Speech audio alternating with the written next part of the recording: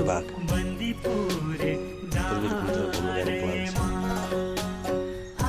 East रुकुमतिर 7-8 जना साथीहरू भएर जाँदैछौँ। त्यहाँ गएपछि त्यहाँको भ्यू, त्यहाँको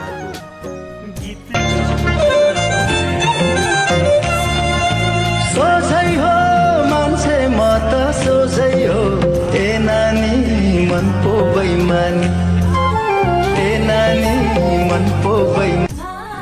हेलो हेलो हेलो गाइज, हामी चाहिँ आज पूर्वी रुकुमतिर घुम्न आएको अवस्था। यो पूर्वी रुकुमको तकसेरा हाम्रो साथीहरू त्यहाँ तल फोटो खिच्दै हुनुहुन्छ, भिडियो बनाउँदै हुनुहुन्छ। यो चाहिँ तकसेरा, पूर्वी रुकुमको तकसेरा भन्ने ठाउँमा छौँ। र यहाँ तलनिर एउटा पोखरी छ। यहाँ करिमैले भन्ने गीत सुटिङ भएको रहेछ। ऊ तल देखिराख्नु भएको त्यो एउटा रुख, त्यहाँ अलि बादलले क्लियर आएको छैन भिडियो, मौसम गडबड छ।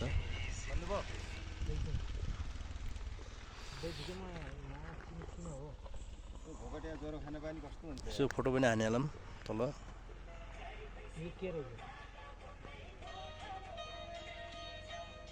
हो यो पनि ठिक छ। धनकामा आउन मजा पनि छ पियारी है। यो तपाईले फेरि त्यो ल्याउनु है ल गाउँले मैले फोटो हान्दैछु ल।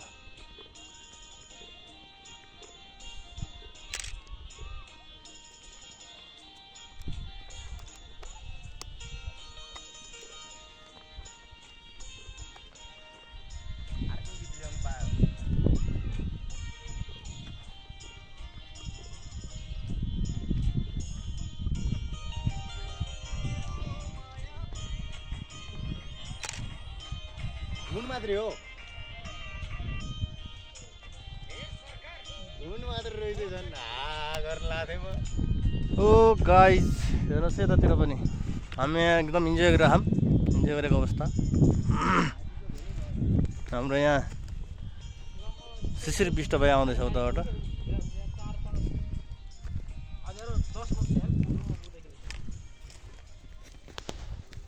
हाम्रो बाइक यहाँ छ।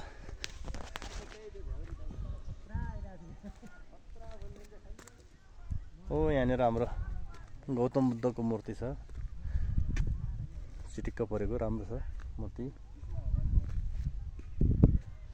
यहाँ कति राम्रो सिसाका गारा छन्, क्यारी बनाएको बोतल, सिसा बोतलको।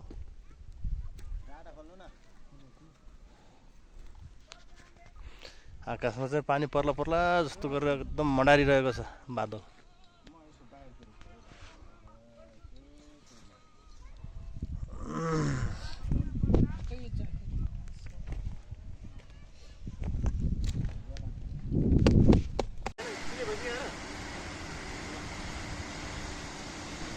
यो चाहिँ जाँदा जाँदै बाटोमा र पानीको छरा जस्तो देखिने, माथिबाट पानीको कुलो तलतिर झरेर बगेर रहेछ। पूर्वी रुकुमको तकसेरा ठाउँमा चाहिँ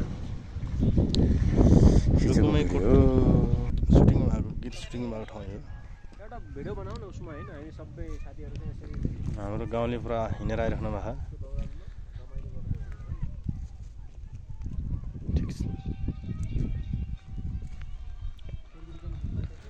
बल्ल भेटाउनु भयो यार, म माथि निस्के। अनि बबाल आइरहेको तपाईँ भिडियो त पुरै बबाल आएछ त। ए बबालै हो नि। हो त यो टकेसरा, एकदम यो पूर्वी रुकुमको पन्दको बनाउँछ। टकेसरा। जानु गानु भेटाइसक्नु। बुद्धको मूर्ति भएको है। किन है दुईटा पनि निकाल्नु न उता यता।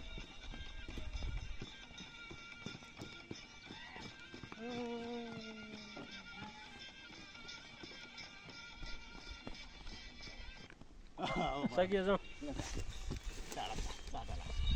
राम्रो रहेछ। रमाइलो गरेको अवस्था हेर्नु।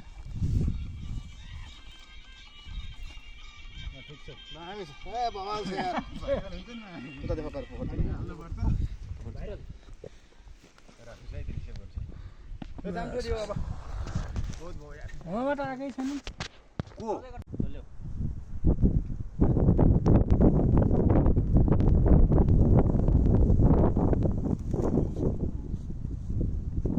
छ हौ ठाउँ भ्यूज दामी छ है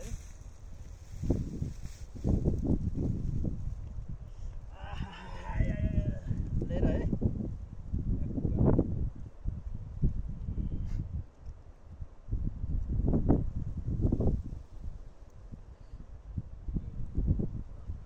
भिडियो भइरहेको नि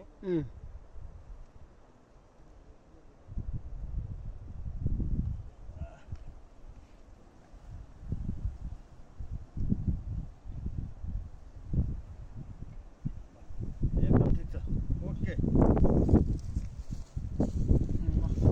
खै दाइ माने बनाऊ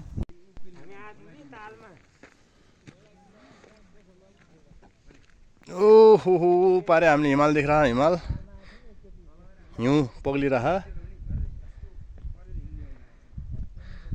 ल है गाइजहरू हेर्नुहोस् यो हिउँ हो पहाड अलि वरो छ त्यो हिमाल छ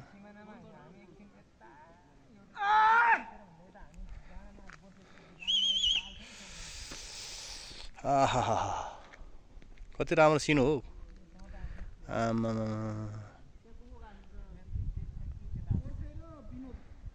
कति बवाल छ हौ सिन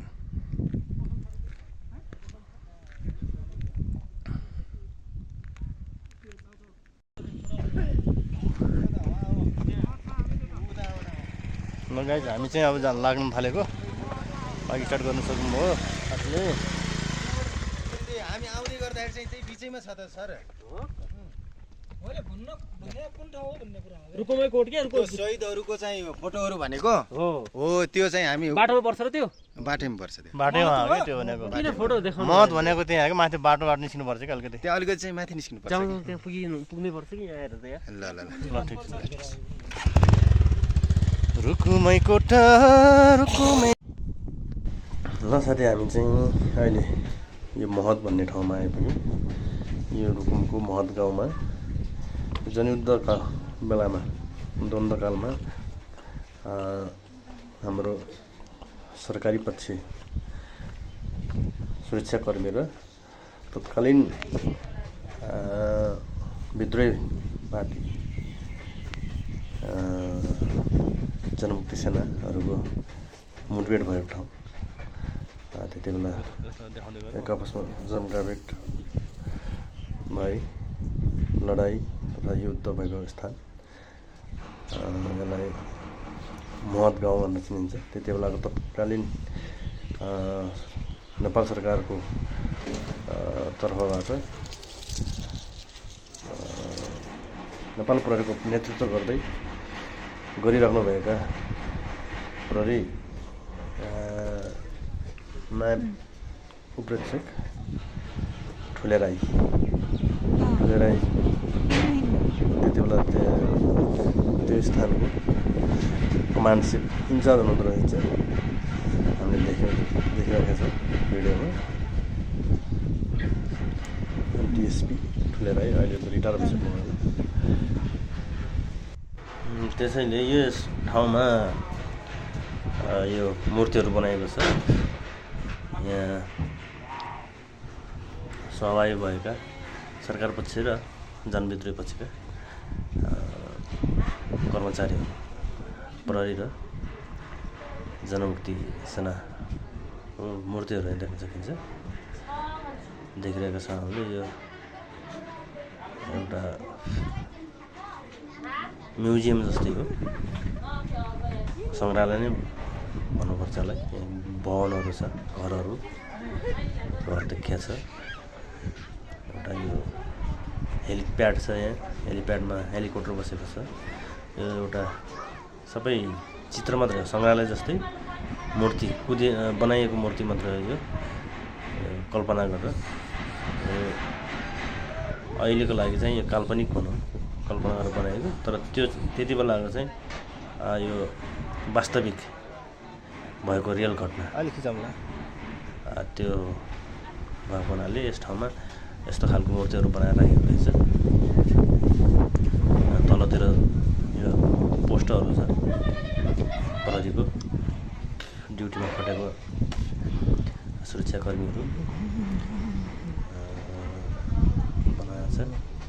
र माथितिर चाहिँ उसको माओवादीको जनमुक्ति सेनाको मूर्तिहरू पनि बनाएको रहेछ। यो चाहिँ एउटा अविस्मरणीय क्षण होस् विद्रोही अवस्थाको त्यति बेलाको समयको भनेर बनाइएको हुनुपर्छ पक्कै पनि। जुन हामीले अहिले सङ्ग्रहालयको रूपमा देख्न सकिरहेका छौँ, हेर्न पाइरहेका छौँ, त्यति बेला यस्तोसम्म भएको रहेछ, यस्तो थियो अरे, यस्तो भएको रहेछ भनेर हामीले पनि यस अनुभव गर्न पाइरहेका छौँ। हामी पनि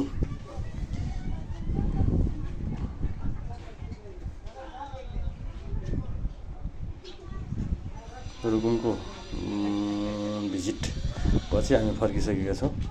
करिब हामी अब हाम्रो अफिसतिर जाँदैछौँ। आधा बाटो हामी फर्किसक्यौँ। अब यहाँदेखि हामीलाई धेरै लाग्दैन। हामी अबको 40-45 मिनटमा हामी चाहिँ हाम्रो कार्यालयतिर अफिसतिर हामी पुग्छौँ। सो अब हामी देखिरहेछौँ यहाँ यति राम्रो सुन्दर घर पहाडको नजिकै, यति राम्रो लाग्यो। साथी बल्ल भर्खर उठ्यो, उज्यालो भइसकेको रहेछ उठ्दा र डाँडा काँडा चारैतिर सबै घाम मस्तसँग लगाइसकेको रहेछ। त्यसो हेर्नुहोस् हाम्रो अफिस रोल्पा, यो रुकुमको नजिकै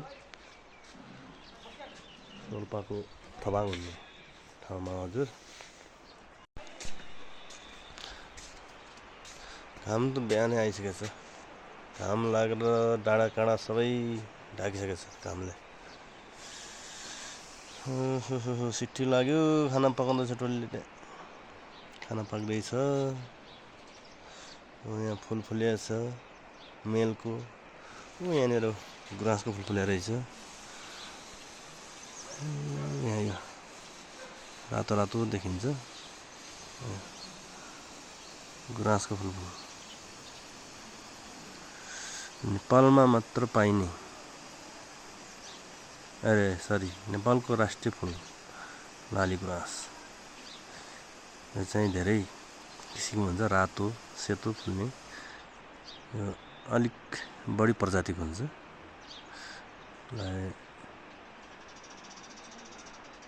32 प्रकारको हुन्छ भनेर यो मानिन्छ। लाली गुराँस 32 प्रकारको हुँदो रहेछ। तर नेपालमा मात्र पाइने भनेको चाहिँ सेतो लाली गुराँस है साथी। खोला छ नजिकै, घाम चाहिँ मस्त लागेको छ। पारि डाँडा पुरै भइसकेको छ काम लागेर।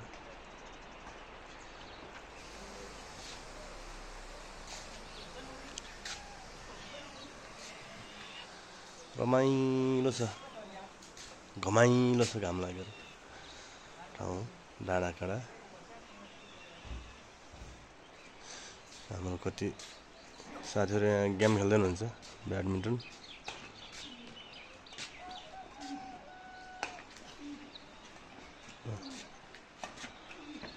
हान्दै हुनुहुन्छ। आज चाहिँ अलिक अल्छी लाग्यो मलाई, म चाहिँ खेल्न गएन। म पनि खेल्छु अलिअलि हल्का हल्का, बस त्यति राम्रो चाहिँ भन्न मिल्दैन। बस मिडियम ठिकै खेल्छु म जस्तो लाग्छ मलाई।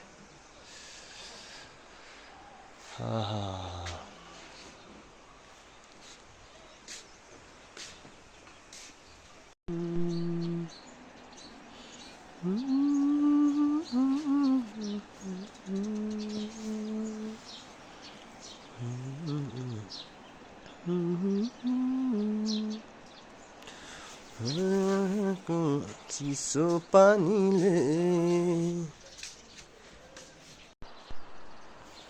हेर्नुहोस् साथीहरू पुरा सल्लाहको रुखमा त छ पारी गाउँ जङ्गलमा सल्लै सल्लो छ यहाँ अरू सल्लो भन्दा केही नपाउँदो रहेछ क्या हो डाँडै फुर्के सल्लो भने गीत सुन्नुभयो होला नि हो त्यस्तै सल्लो मात्र छ अरू कुनै पनि प्रजातिको रुख बिरुवा देखिन्न त्यहाँ ठ्याक्क डाँडै फुर्के सल्लो नि गीत गाइदिउँ क्या हो ल साथी म प्रयास डाँडै फुर्के सल्लो